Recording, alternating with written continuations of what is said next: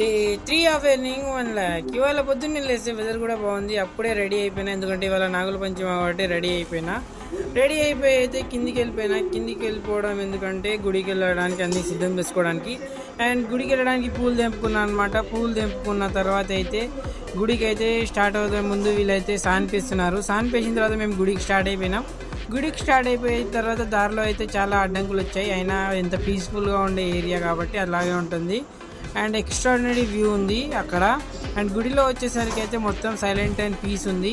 And ఇక్కడైతే చాలా ఇక్కడ శివలింగం, ఇంకా చాలా నందీశ్వరుడు ఉన్నాడు, ఇంకా చాలా చాలా అంటే చాలా పెద్ద పెద్ద విగ్రహాలు ఉన్నాయి. మేమైతే ఆవులను చూసామన్నమాట. ఒక ఆవుకి అయితే ప్రాబ్లం వచ్చింది. దాని తర్వాత గణపతి పప్పని చూసాం. దాని తర్వాత అయితే కృష్ణుడిని చూసాం. దాని తర్వాత ఇంటికి వచ్చిన తర్వాత కార్ గడిగేసామన్నమాట. కార్ గడిగేసిన తర్వాత అయితే వేసానమాట. కార్ గడిగి పైనకి వెళ్ళిపోయినా. పైనకి వెళ్ళి మా మమ్మీ వాళ్ళు ఉపవాసం ఇడుస్తున్నారంటే ఉపవాసం ఇడుస్తున్న దానికోసం నేనైతే ఫుడ్ ప్రిపేర్ చేశాను అనమాట. ప్రిపేర్ చేసిన తర్వాత అయితే కింద కస్టమర్స్ వచ్చారు. కస్టమర్స్ కోసం కూడా ఫుడ్ ప్రిపేర్ చేశా, ఎందుకంటే మా మాస్టర్ వాళ్ళు ఇంటికి వెళ్ళిపోయారు. ఇవాళ టోటల్ బిల్ వచ్చేసి 2250. సబ్స్క్రైబ్.